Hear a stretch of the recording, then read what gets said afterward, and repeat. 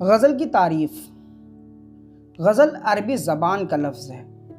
لغت میں اس کے معنی ہے عورتوں کی باتیں کرنا یا عورتوں سے باتیں کرنا۔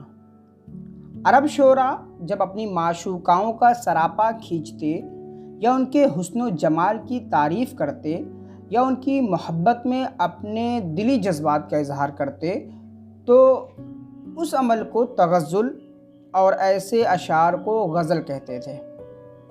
عربی میں غزل عشقیہ اشعار کو کہتے ہیں۔ عربی غزل میں مطلع بھی ہوتا تھا اور غزل کی حیت کے مطابق دوسرے اشعار کے تمام مصرے ہم قافیہ بھی ہوتے تھے۔ غزل کا ہر شعر مستقل مضمون کا حامل نہیں ہوتا تھا۔ عربی سے غزل فارسی میں آئی۔ فارسی شاعروں نے غزل میں کئی بڑے کارنامے انجام دیے۔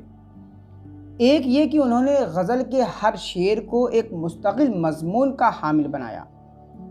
غزل کے ہر شعر میں ایک مستقل مضمون ادا کرنے کی کوشش کے نتیجے میں غزل کے اندر اشاروں اور کنایوں میں بات کرنے کی صلاحیت پیدا ہوئی۔ بڑے سے بڑے مضمون کو علامت، تشبیہ اور استعارے کے پردے میں بھی صرف 2 مصروں میں ادا کیا جانے لگا۔ فارسی شاعروں نے موضوعات و مضامین کے لحاظ سے غزل میں وسعت پیدا کی۔ غزل میں عشق مجازی کے ساتھ ساتھ عشق الہی، بے ثباتی دنیا، زاہدوں سے چھیڑ چھاڑ، اہل ریا پر طنز اور رنڈی و میخواری کے مضامین فارسی شاعروں ہی نے ایجاد کی۔ غزل میں ردیف فارسی شاعروں کی دین ہے۔ عربی شاعری میں قافیہ ہوتا ہے، ردیف نہیں ہوتی۔ اردو میں غزل فارسی ادب سے آئی۔ اب یہ اردو کی سب سے مقبول صنف سخن ہے۔ فارسی کی طرح اردو غزل میں بھی مضامین و موضوعات کی کوئی قید نہیں ہے۔ فلسفیانہ، عاشقانہ، زاہدانہ ہر طرح کے مضامین نظم کیے جا سکتے ہیں۔ اسی طرح اشعار کی تعداد بھی مقرر نہیں ہے۔ عام طور پر 5 سے 19 اشعار تک کی غزلیں ہوتی ہیں۔ غزل کا پہلا شعر مطلع کہلاتا ہے، جس کے دونوں مصرے ہم قافیہ ہوتے ہیں۔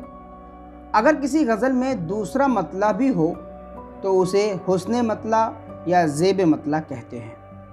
غزل کے آخری شعر میں شاعر اپنا تخلص نظم کرتا ہے، جسے مقطع کہتے ہیں۔ جس غزل میں ردیف نہ ہو، قافیہ ہو، اسے غیر مردف غزل کہتے ہیں۔ وہ بحر اور ردیف و قافیہ جس کی غزل میں پابندی کی جاتی ہے، اس کو غزل کی زمین کہا جاتا ہے۔